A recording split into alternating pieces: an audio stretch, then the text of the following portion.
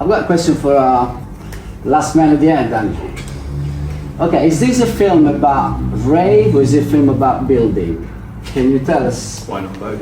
One of them, yes. So it was intended originally about buildings, because it was meant to be a short documentary about lots of different types of buildings, because there's lots of abandoned places in Plymouth. So it was mainly a documentary about that. But then I realised quite soon into the process that was going to be way too long and way too broad and way too big of a subject. So I just chose one building, and that was 30 minutes. So I think it wasn't going into it.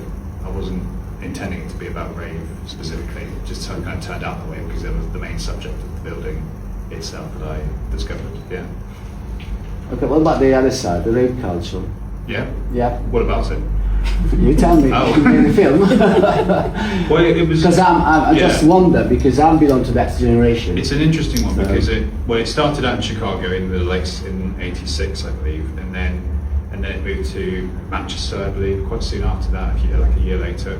And so at that stage, it was mostly about meeting up in fields and farmhouses and doing your own doing your own house parties, doing your own raves, whether legal or not.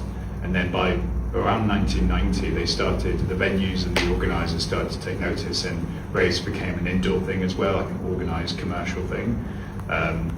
Still not that big at that point, but big in the sense of it being underground and not quite hijacked by the Radio 1 commercialised companies that would come in and hijack it in a way. That was later.